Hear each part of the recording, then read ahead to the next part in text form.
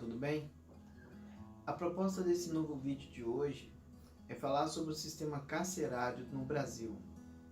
O objetivo da apresentação é fazer uma reflexão panorâmica sobre o tema e apresentar dados que permitam compreender e esclarecer melhor sobre a realidade e posicionar-se sobre ela.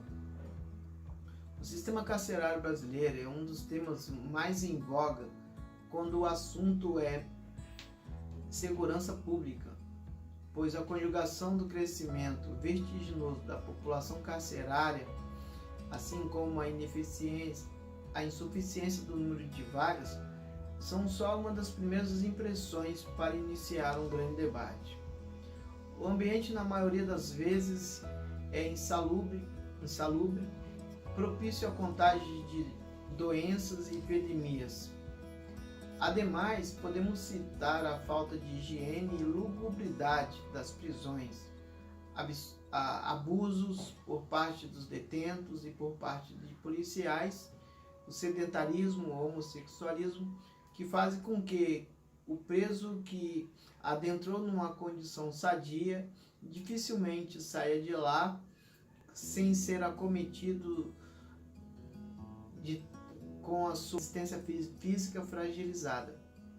Pesquisas apontam que nos sistemas carcerários brasileiros há pelo menos 20% dos presos com HIV positivo, principalmente em decorrência de injeção de drogas e homossexualismo e a violência sexual praticada dentro dos presídios. Não podemos esquecer da atuação das organizações criminosas, da falha do sistema penitenciário, de sentenças paralelas por parte de presidiários, rebeliões, corrupções por parte dos agentes, que fazem com que esse sistema se encontre nas condições que está hoje. No que diz respeito à assistência social ao preso ou ao internado, ingresso ao sistema penitenciário, seus dependentes e familiares, a ideia é criar uma autonomia que possa gerar condições para que essas pessoas não sejam ainda mais prejudicadas ou prejudiquem a comunidade, a sociedade a qual elas vivem. Esse processo ele é feito através de políticas públicas com ações de instituições públicas ou instituições privadas, na forma e nos limites da lei, jurídica, educacional, religiosa, social, mas principalmente de saúde, após a criação do Plano Nacional de Saúde Penitenciária. De acordo com Foucault, a prisão também ela é fundamental no papel de aparelho para transformar o indivíduo, servindo desde o início como uma detenção legal encarregada pelo suprimento corretivo de uma empresa de modificação de indivíduos. Já a privação de liberdade, ela funciona dentro de um sistema legal. E o encarceramento, ele passou a ser sancionado desde o século XIX, fazendo com que houvesse a possibilidade dessa transformação técnica sobre os indivíduos. Fazendo analogia a Pero Vaz Caminha, quando disse que nessa terra se plantando tudo dá, vale lembrar que o Brasil no período colonial foi usado como depósito de marginais que eram trazidos para cá e se tornavam degradados, ou seja, não poderiam voltar mais para sua terra de origem. Parece que essa plantação floresceu. O Brasil seria o sistema penitenciário e Portugal seria a sociedade brasileira que não aceita a reintegração de pessoas que já estiveram presas. As causas do crescimento populacional no sistema penitenciário brasileiro são efeitos da lei antidrogas, do excesso de prisões provisórias, do uso de regime fechado, quando há possibilidade de penas alternativas, e dos efeitos colaterais das práticas que não ressocializam e acabam fortalecendo o crime. O que acontece é que tem predominado a violação dos direitos fundamentais na execução de penas privativas de liberdade. A partir do momento em que o preso passa para a tutela do Estado,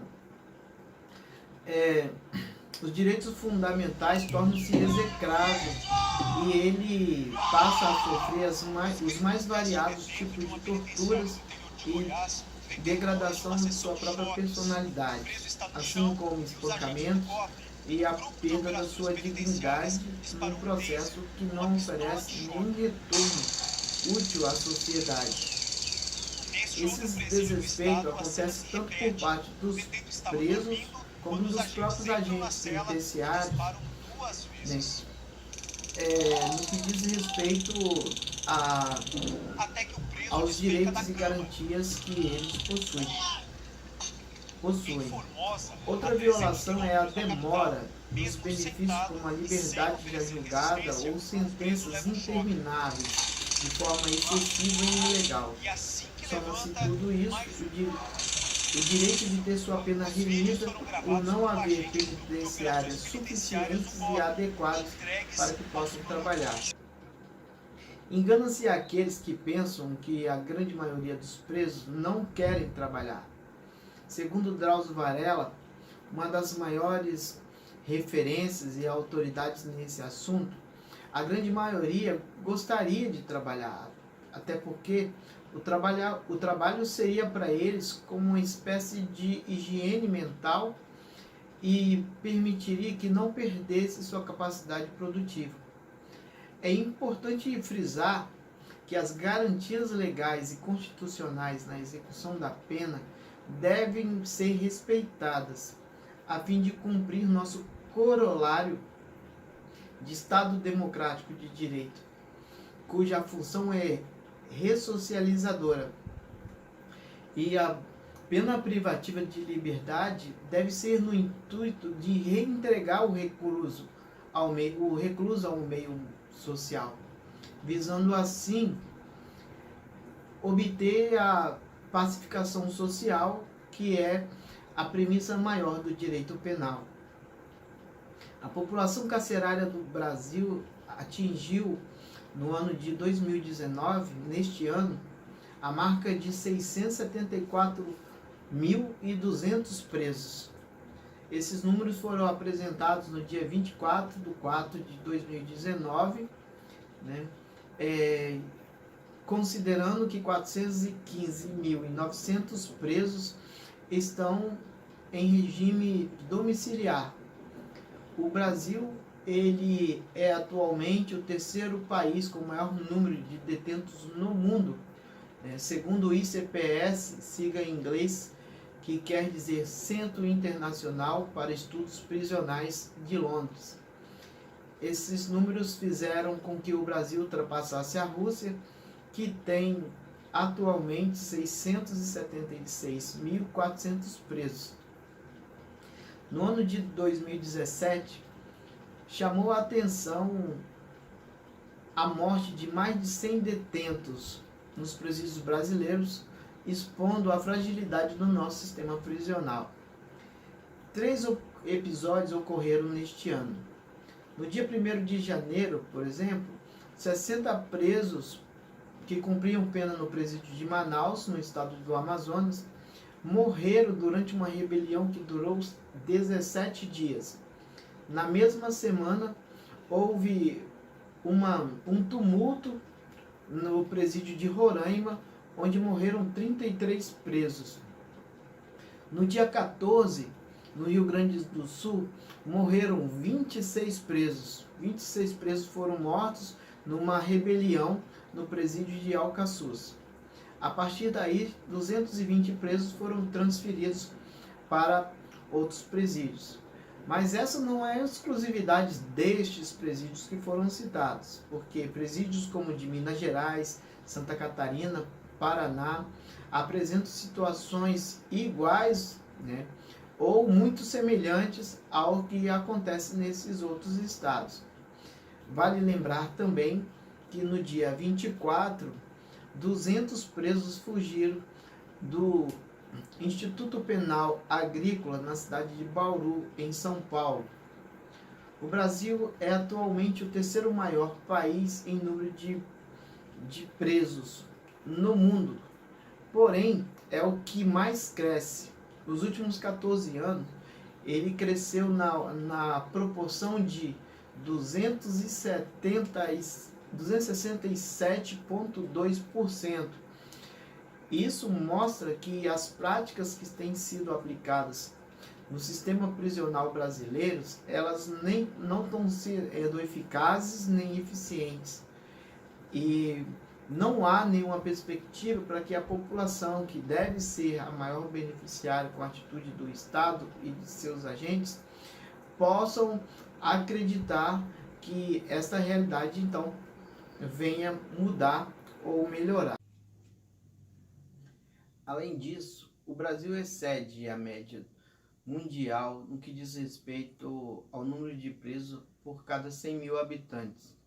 Atualmente, temos para cada 100 mil habitantes cerca de 306 presos, enquanto que a média mundial é de 140 presos para cada 100 mil habitantes. Antes da sanção da Lei Antidrogas de 2006, o país tinha 47 mil presos. Hoje é de 138 mil presos. Ou seja, nós temos para cada preso vinculado às questões das drogas, né, 4 presos.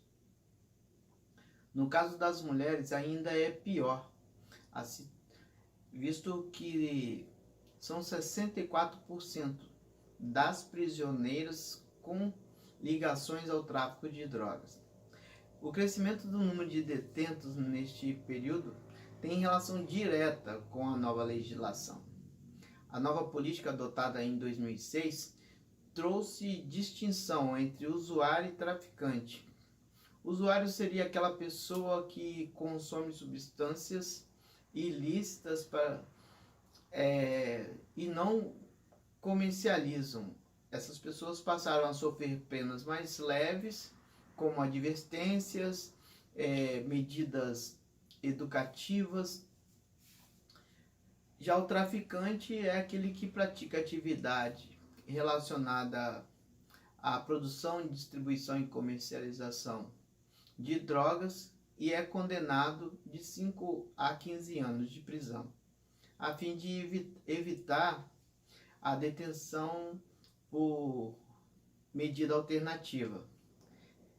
O que ocorre quando uma pessoa ela é condenada com pena inferior a 4 anos. É possível fazer um paralelo entre a política neoliberal adotada pelo governo brasileiro e o aumento da criminalidade. Por se tratar de um fato social, e sendo o Estado o maior ou principal agente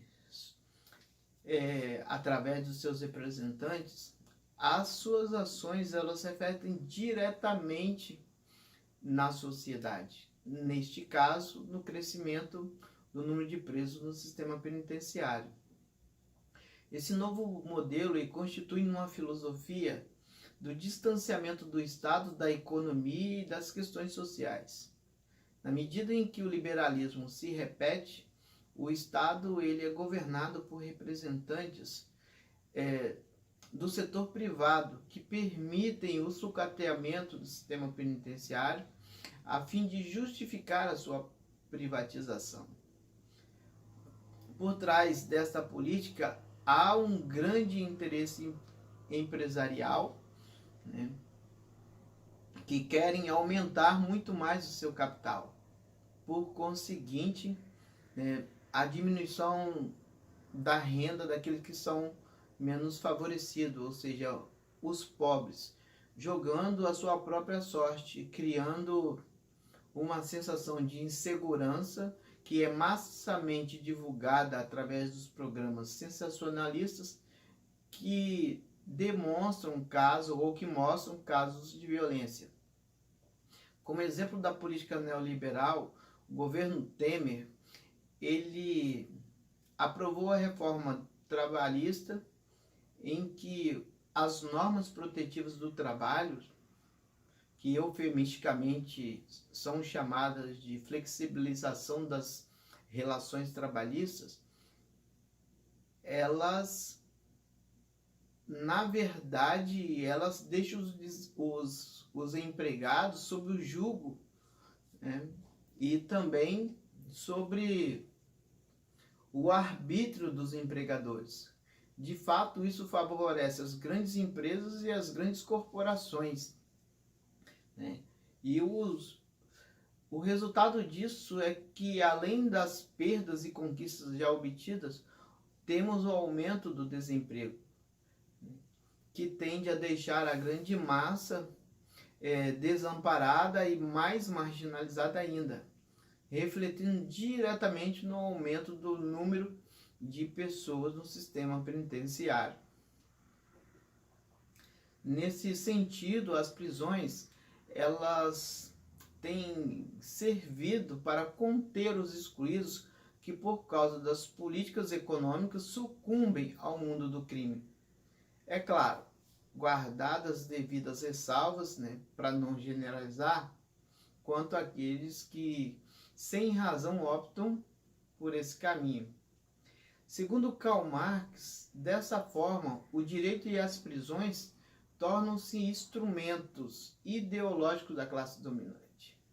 Eles são usados exatamente como uma forma de conter a violência que é gerada sobre as próprias ações dirigidas por eles dentro do Estado ou através do Estado. Dentro das práticas vigentes no país, o direito e o aprisionamento em suas ações, elas são seletivas, estando estatisticamente e estruturalmente direcionadas às camadas menos favorecidas da sociedade. Segundo entidades ligadas à rede de justiça criminal, a grande questão entre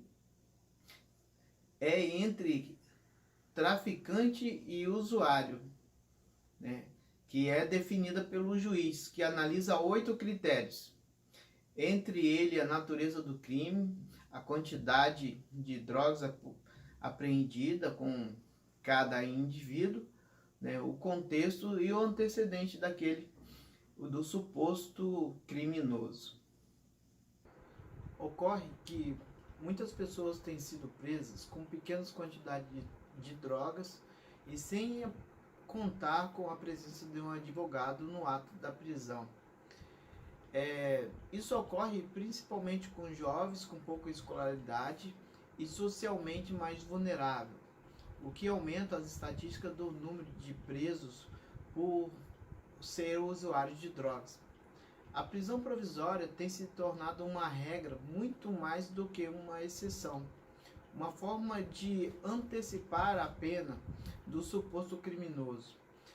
Uma forma de atenuar esse excesso de aprisionamento seria a audiência de custódia, que dá ao preso o direito de estar diante de um juiz para ser julgado em até 24 horas após a prisão. Em São Paulo, por exemplo, essa prática ela diminuiu nos últimos anos em até 53% o número de aprisionamentos, de acordo com o Conselho Nacional de Justiça. Vale notar que os presos provisórios, o número de presos provisórios é muito semelhante ao déficit de vagas que há no sistema penitenciário.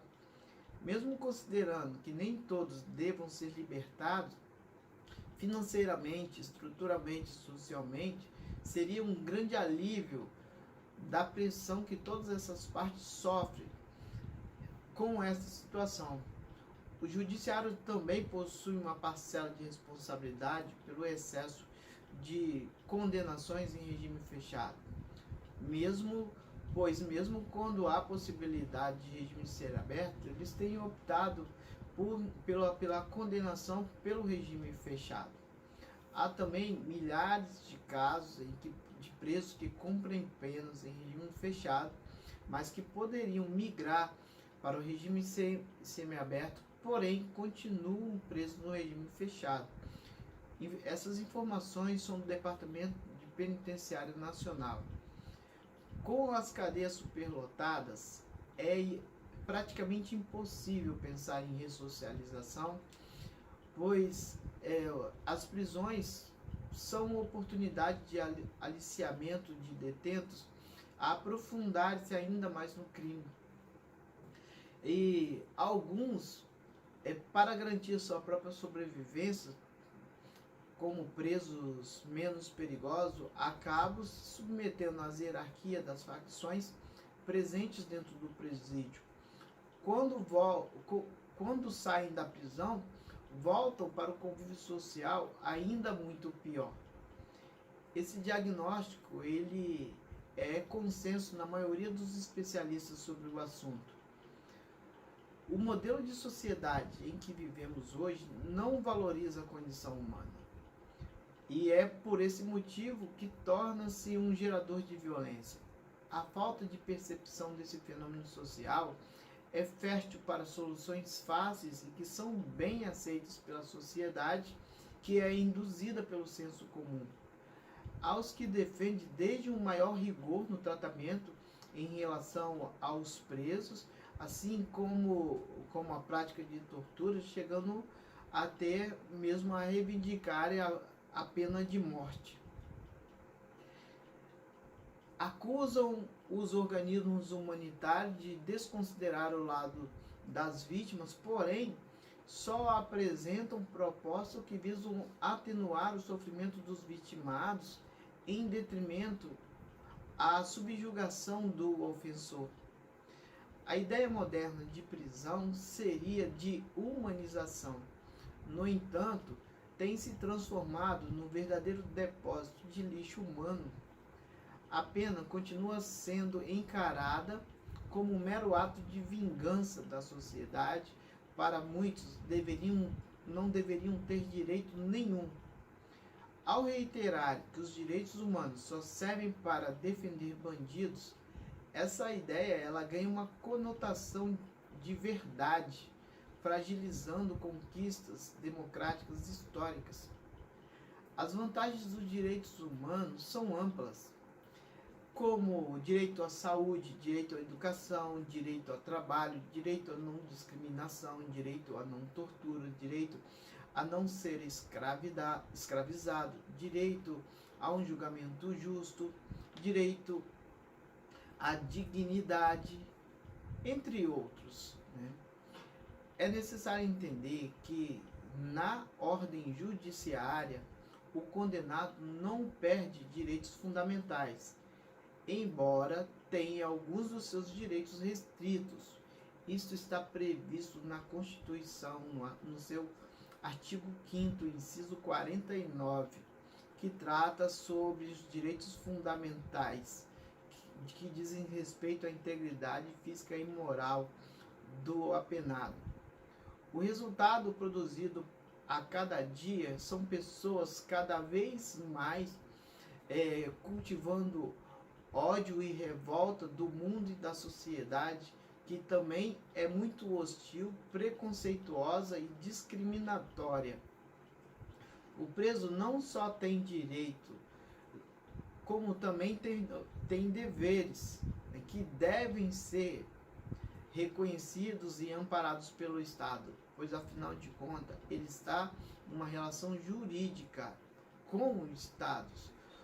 Possui alguns direitos que podem ser perdidos ou limitados na condenação, mas sua condição de cidadão em relação aos outros direitos é igual a qualquer outro que não foi condenado. A falta de infraestrutura transforma as penitenciárias brasileiras em verdadeiras escolas do crime. Além disso, não há um acompanhamento psiquiátrico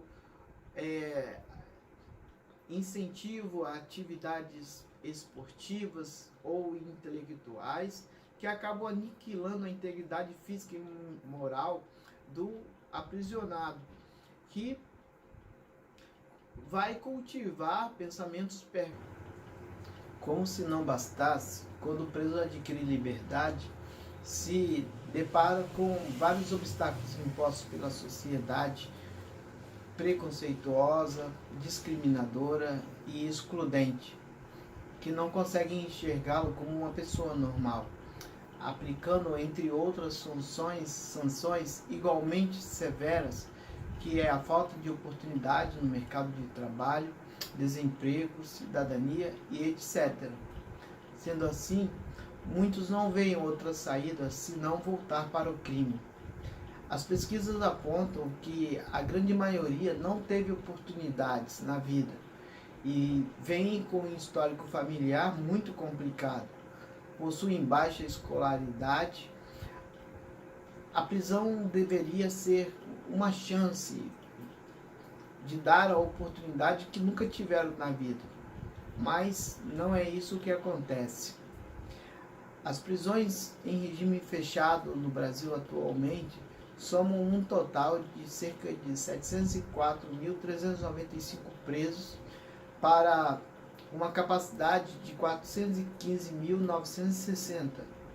Se levarmos em consideração os que estão em regime aberto, essa população ela seria de mais de 750 mil. Os presos provisórios sem julgamento estão na ordem de 35,5%. Esses dados foram levantados pelo portal G1 em abril de 2019, através do Infopem, Departamento Nacional Penitenciário, o mais atualizado do país. Caso os governantes não revejam suas práticas políticas, não há perspectiva de melhorias nem diminuição da criminalidade, pois as atuais práticas políticas resultaram na realidade do sistema prisional vigente. Um caso a ser observado e muito interessante é a atuação de grupos religiosos dentro do sistema prisional brasileiro, que até prestam um importante trabalho social e espiritual. Mas o que chama a atenção é a contradição de muitos que pregam um discurso cristão de amor ao próximo, salvação e perdão, mas apoiam políticos que fazem apologia à tortura e até mesmo à pena de morte, e dizem que bandido bom é bandido morto. No livro de Lucas, capítulo 23, 43, diz que Cristo perdoou um ladrão na cruz antes de morrer. No mesmo livro diz que Jesus foi torturado e condenado à morte, à pena de morte. Considerando que a Constituição brasileira não admite a pena de morte nem a tortura, somente em casos de guerra, a Constituição precisaria ser mudada.